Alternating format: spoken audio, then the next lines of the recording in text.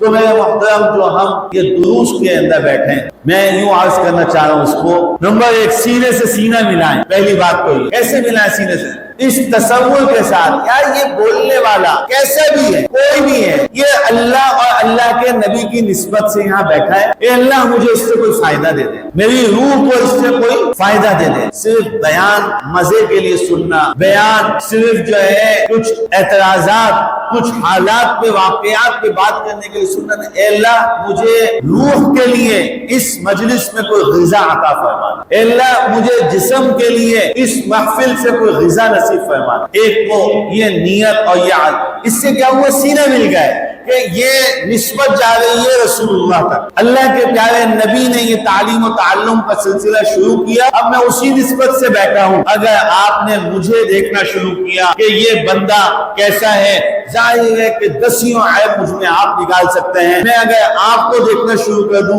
وہ فلاں کیسا ہے، وہ فلاں کیسا ہے، تو شاید ہم کوئی کسی سے بھی فائدہ نہیں اٹھا سکتے۔ ہمیں یہ دیکھنا ہے کہ یہ اللہ کے لیے بیٹھے ہیں، رسول اللہ کے تذکرے کے لیے بیٹھے ہیں، سب سے بنیادی چیز، اس سے سینے مل جائیں گے، اس سے دل مل جائیں گے، اور جہاں کہیں دل ایک ہوتے ہیں وہاں رب کریم رحمتیں نازل ہوتی ہیں، برکتیں نازل ہوتی ہیں۔ تو پہلی بات تو ان دروس کے اندر یہ سوچ کے بیٹھنا چاہیے، کوئی چھوٹا ہے کوئی بڑا ہے، تبلیغ والی تعلیم ہو رہی ہے، اس تعلیم کے اندر ظاہر ہے ہمارے معاشرے کے افراد ہیں، ہمیں بعض ایسے افراد بھی سامنے تعلیم کراتے ہوئے نظر آ جاتے ہیں جن کے متعلق کوئی کہتا ہے یار یہ میرے پیسے کھا لیا، کوئی کہتا ہے اس نے مجھے فلاں وقت میں یہ دھوکہ دے دیا تھا، یہ فلاں مولوی صاحب، یا یہ تو اپنے کو 2 نمبر آدمی لگتے ہیں۔ یقینی طور پر ایسے لوگ مجھ میں بھی ہوں گے، آپ میں بھی ہوں گے، ہر ایک کے اندر کوئی کسی کے اوپر باتیں کر سکتا ہے، لیکن اگر ہم نے اس ذات اور اس شخصیت کو لے کے صرف سننے کے لیے کہ بیٹھے تو ہم تعلیموں سے، ان سے سب سے دور ہٹ جائیں گے